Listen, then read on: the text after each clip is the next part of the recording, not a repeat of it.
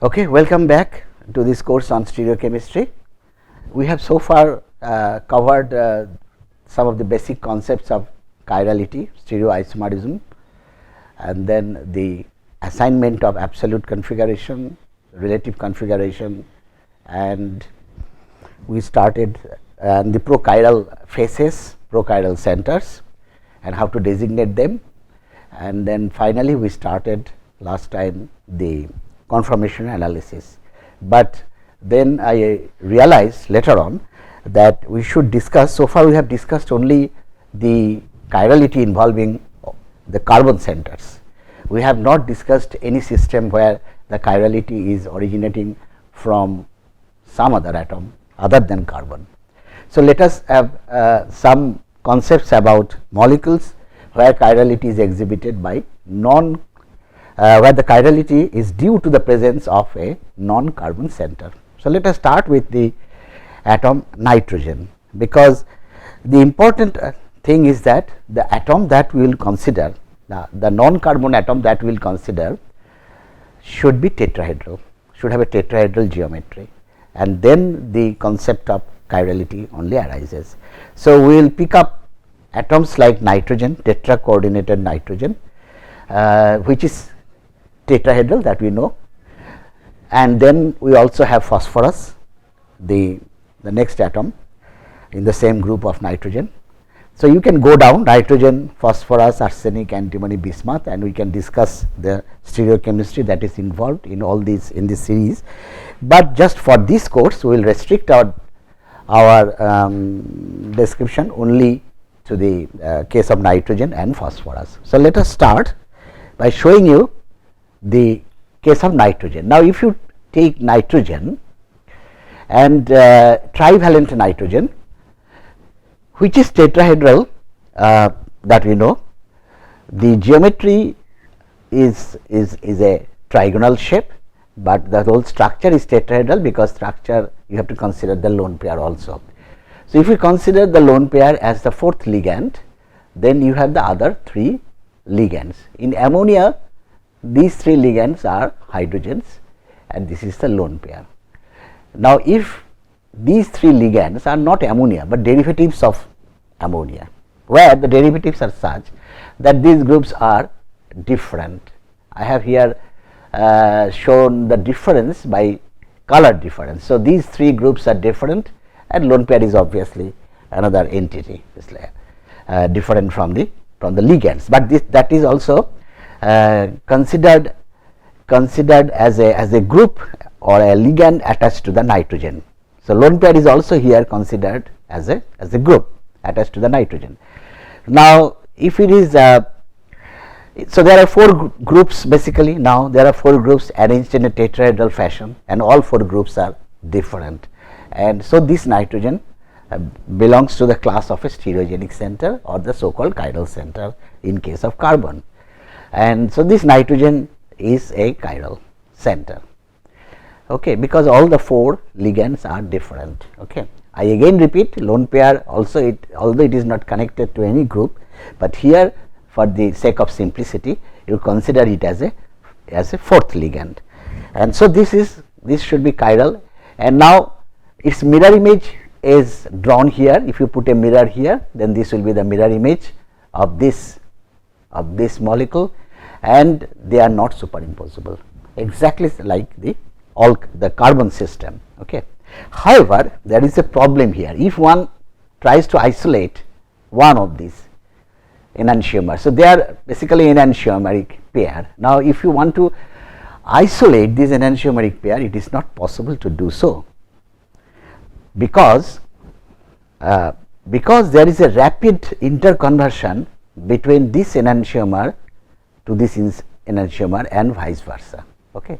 So, they rapidly interconvert into one another, and this interconversion is what is called the nitrogen inversion phenomena.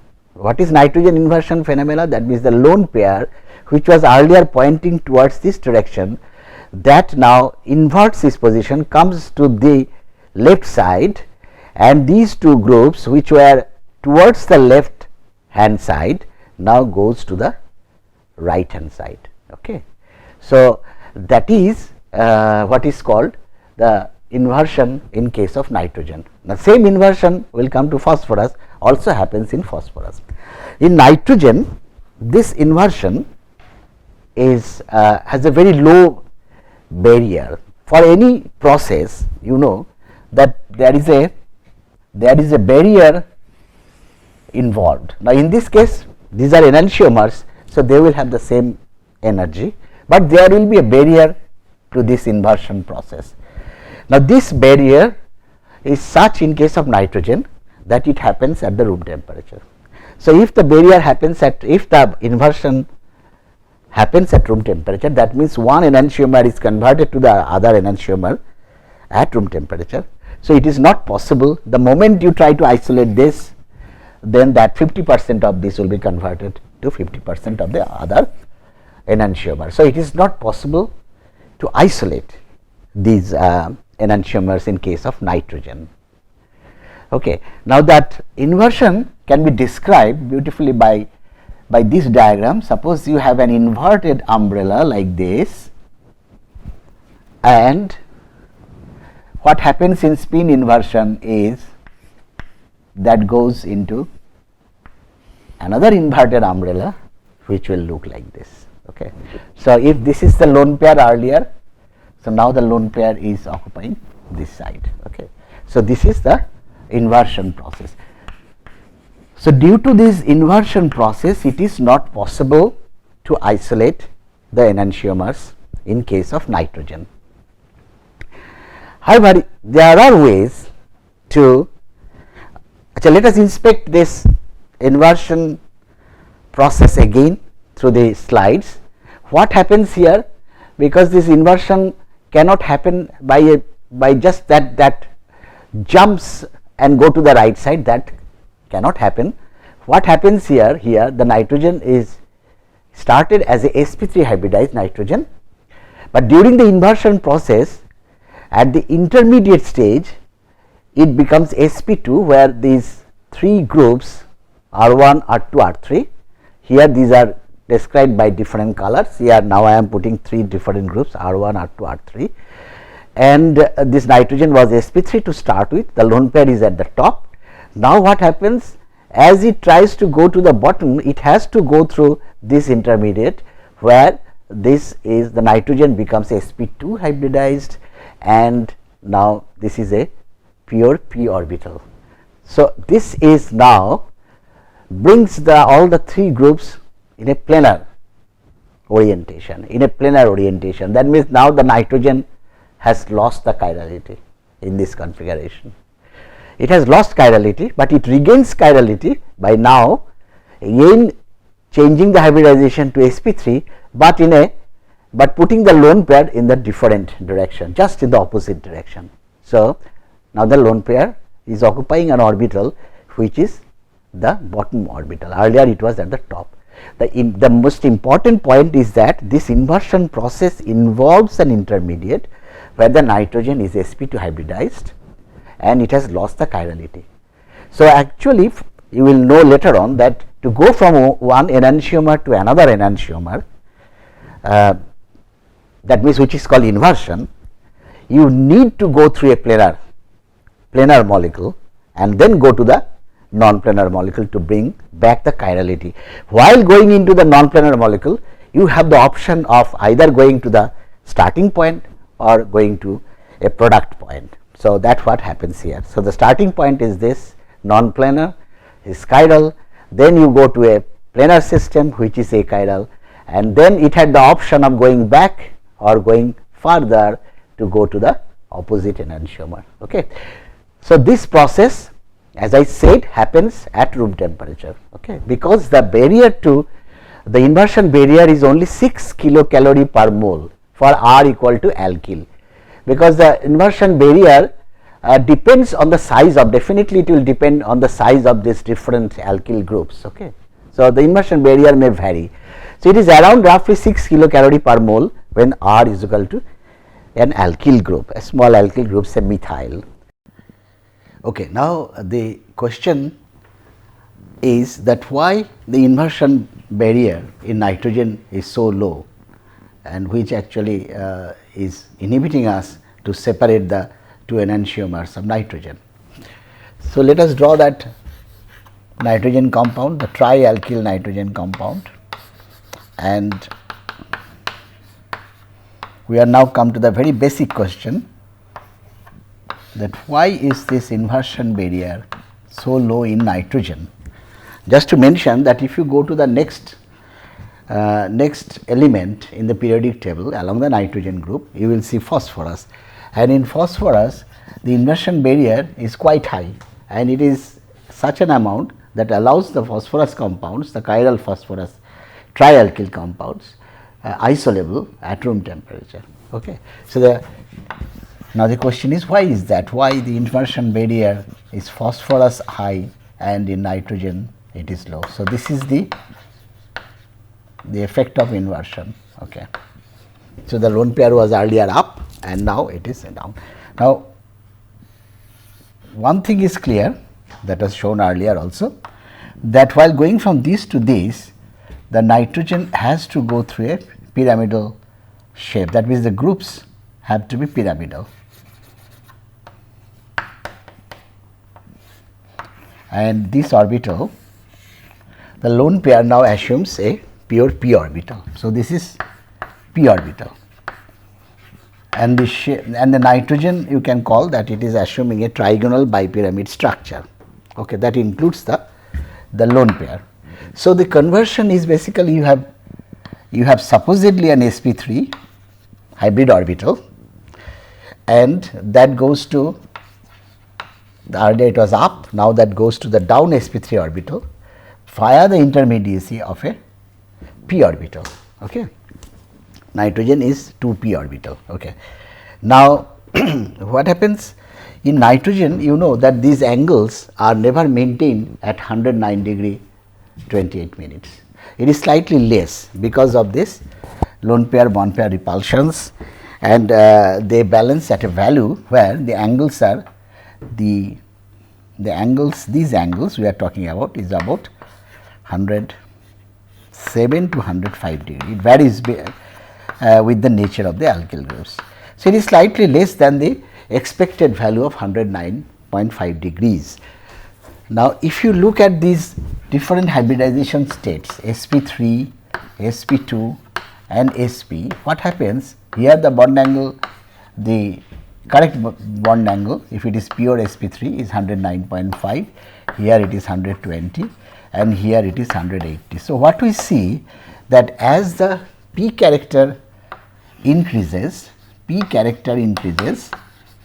the angle goes down. Okay. So, that means in nitrogen, because the angle is less than 109 degree 109.5 degrees is less than that. So, the percentage of p character in these bonds, in these hybrid orbitals making the bonds, the percentage of p character will be more. Okay. In order to lower this. Now, that and how much will be the p character, excess p character, that depends on the how much deviation is from the actual bond angle. Okay. So, this has got, this is not pure sp3 now. So, it will correspondingly has some extra s character.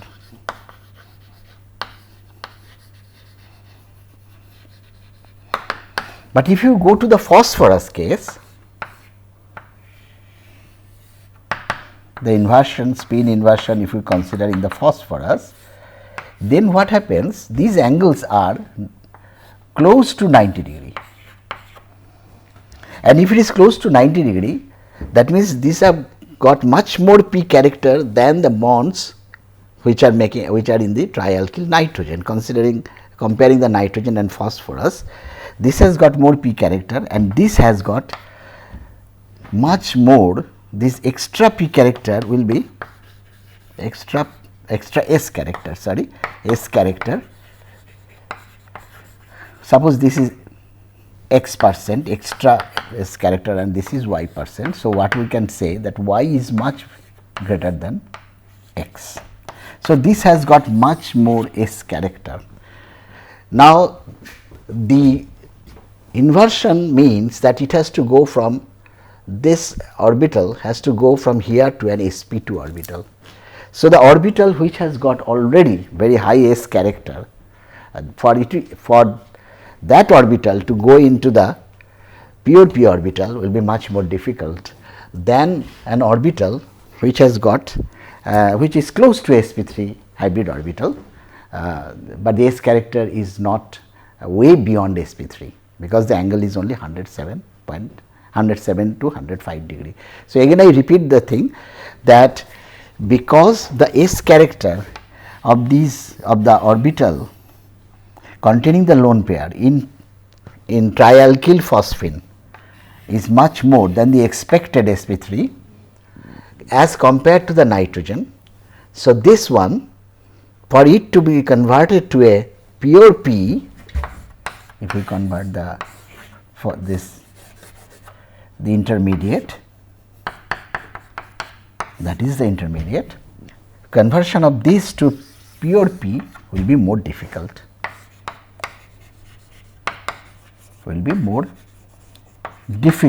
and that is why you have a higher barrier to inversion in phosphorus than in comparison to nitrogen. Now, this is one argument. There are other arguments you can also put forward, and scientists also have done that. Another argument is much easier. The argument is that in the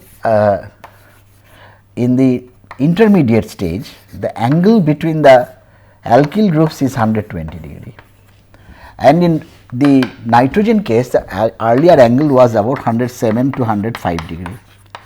So, now you have to increase the angle, but the increase is about 15 to 13 degrees to reach to 120. In case of phosphorus, the angle is about 90. This is about 90. Okay. So, now from 90 to goes to 120, that means you have to increase the angle by about 30 degrees. So, you need more energy to do this deformation. Okay. So, you need more. So, you can explain as per the S character, greater S character of the phosphorus lone pair, or you can explain in terms of this angle concept, that the angle was almost 90 earlier and you have to push it to 120 in the intermediate. So, it needs more energy than that in case of nitrogen, where the angle was about 107 to 105 degree, and that is going to 120. So, it is a much less amount of deformation in angle. So, that is why the inversion barrier in nitrogen is very low. A third argument, which is based on quantum mechanical concept, which is little difficult, I can just simplify, I will not go into the details. What it says, that the nitrogen energy barrier in going from one state to the other, one state means one state is this one, the other state is the inverted one. So, in going from these to that, the energy barrier has a much lower width than in case of phosphorus. So, in case of phosphorus, if you do the phosphorus chemistry, so if you do the same thing, the phosphorus energy barrier is, the width is very high, okay. The width is very high, and there is an effect called tunneling effect in quantum chemistry, that even if there is a barrier, some molecules can go from this side to that side by what is called the tunneling. So, there it is like physically you can think of a tunnel, and this tunnel, the width of the tunnel is much less in case of nitrogen than in case of phosphorus. So, what it makes, the tunneling, due to easy tunneling effect in nitrogen as compared to the phosphorus, because of the greater width of tunnel in case of phosphorus, makes the nitrogen inversion much easier as compared to the phosphorus. Now, this is entirely done by quantum mechanical calculations. Okay. So, these are the three explanations that are given. Possibly this is the correct explanation, but others are, for organic chemists, I think the others are also quite okay, because it fits to the general concept of organic chemistry, which is based on hybridization states of the atoms. Okay. Now, inversion becomes slow. How can you now isolate chiral nitrogen compounds? The only way to do it by slowing down the inversion. By slowing down the inversion, that means increasing the inversion barrier. If you increase the inversion barrier, then you can do that. And in case of this three membered ring nitrogen, which are by the way called aziridines, in that case nitrogen is very difficult, because it is a three membered ring, and to convert the nitrogen, to invert the lone pair from here to this position is difficult. Actually, this is written in particular form. I can write it here to show it in a better fashion, that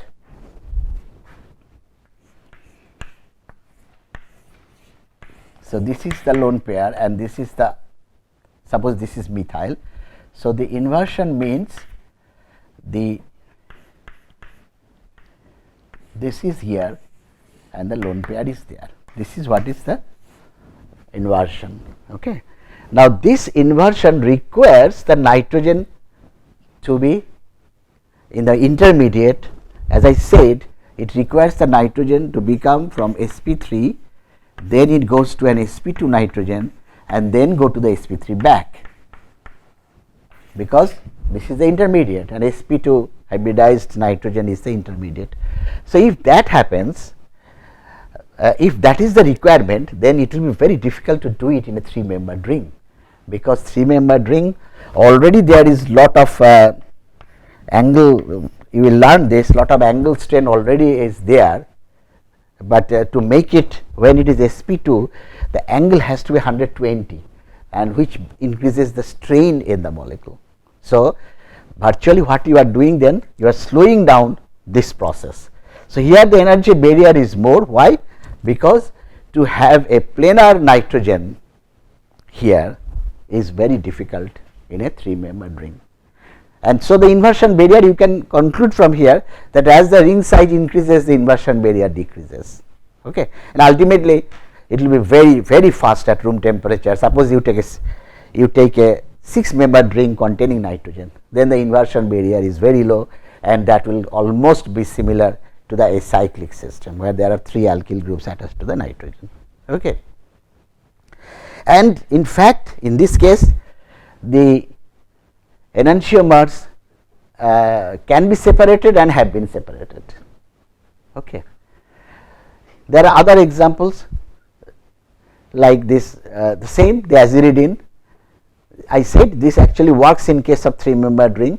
It also works in rigid systems, bicyclic systems, where the nitrogen also cannot adapt a planar configuration in the intermediate, like this compound, where the nitrogen is the 2 nitrogens are connected by a bridge, 1 carbon bridge. These are what are called Trojer's base, and the Trojer's base, these 3 bonds, this is one bond, this is the other bond, and this is the third bond, and these 3 bonds, you cannot actually, it will be a tremendous strain that will be incorporated in the system if you want to bring these 3 atoms in the plane.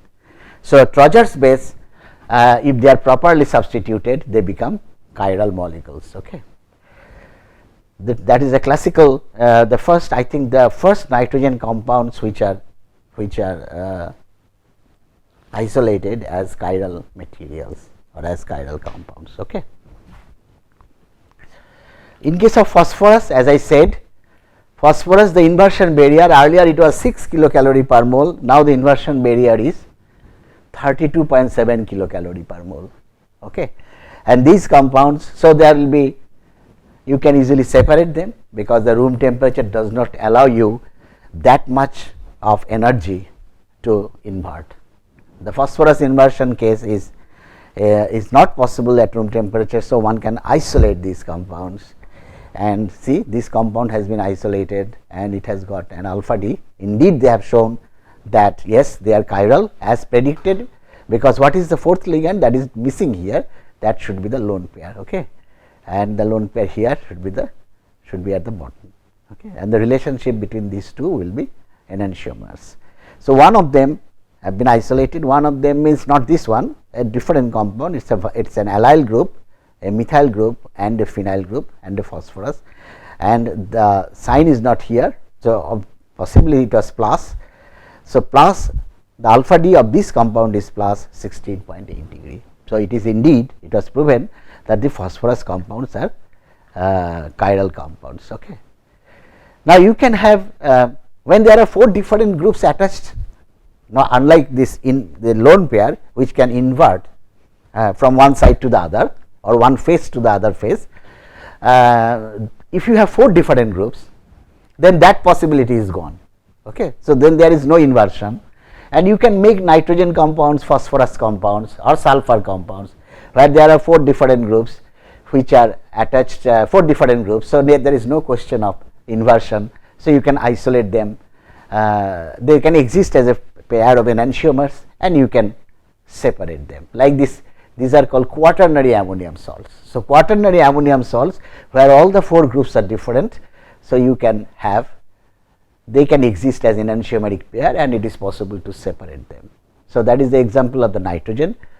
Phosphorus, if you have this phosphonate where there is one oxygen, one attached to the hydrogen, another is OCH3, another is OCH2CH3. So, these 2 groups are different as well as these 2 groups. So, then basically the phosphorus, this is tetrahedral in geometry and it can also exist as a pair of enantiomers, you can separate them. Okay. So, there is no question of inversion. So, that is an example of phosphorus compound, and of course, phosphorus even trivalent, you can, I have shown that the inversion barrier is low. So, trivalent you can separate also, in the tetravalent obviously will be possible, and in case of sulfur, say sulfone like this, these compounds are called sulfone where one oxygen is 18 O18, another oxygen is O16. So, they are not the same, they are different, although they are isotopes, but they are different. Okay. So, they can also exist. The sulfur is again is a tetrahedral sulfur, it is not planar, because I told that in planar system you cannot have this type of optical isomerism, this type of stereoisomerism, means this enantiomerism. So, this because the sulfur is tetrahedral and because there are 4 different groups, so it exists as a pair of enantiomers. Okay.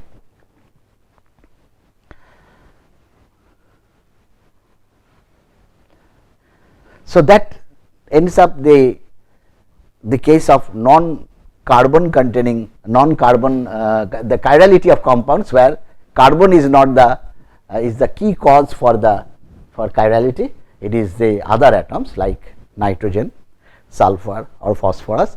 Again I repeat, the most important point is that they should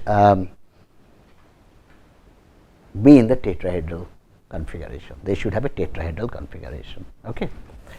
Now, just before we finish this part, let us see these compounds, because they are chiral, so they should have also optical activity. They should have optical activity and they should also have absolute configuration. What is absolute configuration? The exact arrangement of the groups in the space, and we have different notations. I explained the DL nomenclature system, capital D, capital L, and also the RS nomenclature system. So, how to assign RS to these compounds? Just one example, say in case of aziridine, because I told you that in case of aziridine the compound exhibits, the compounds can be separated. See, any trivalent nitrogen where all the groups are different, they show optical isomerism, but the problem is you cannot separate, you cannot prove them unless you basically go at very low temperature where the inversion cannot take place, then it is possible to separate them, but to my knowledge nobody has done that yet. So, the only compounds that are chiral nitrogen compounds are the aziridines and the quaternary ammonium salts. Okay.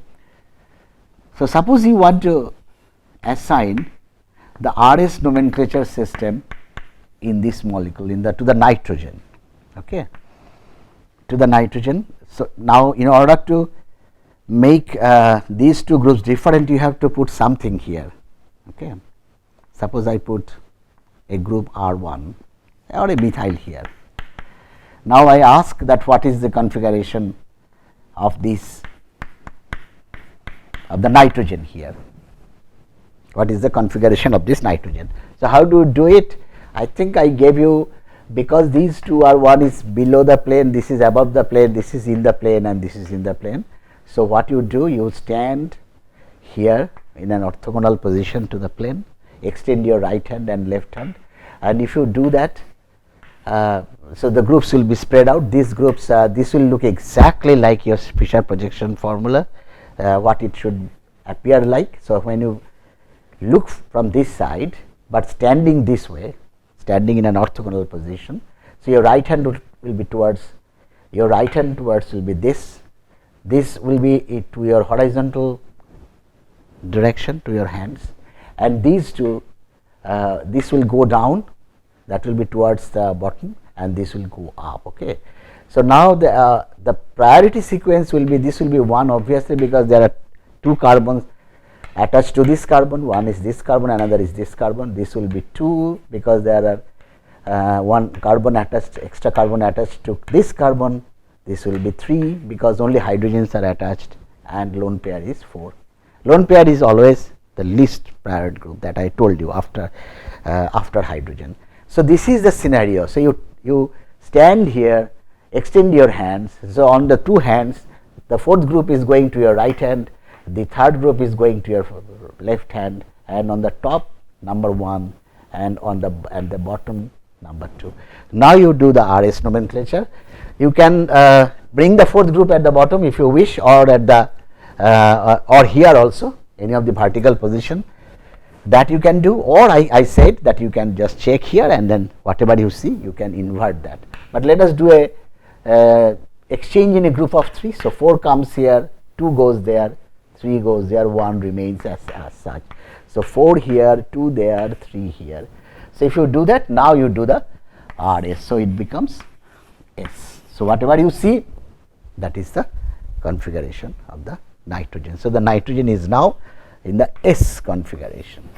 Okay. I hope this is clear, that how do you just stand orthogonal with your head on this side and then spread your hands. So, the molecule will look exactly what it should look like before you draw the Fisher projection. Okay. So, that takes part of the configurational assignment of non-carbon systems. Okay. Thank you.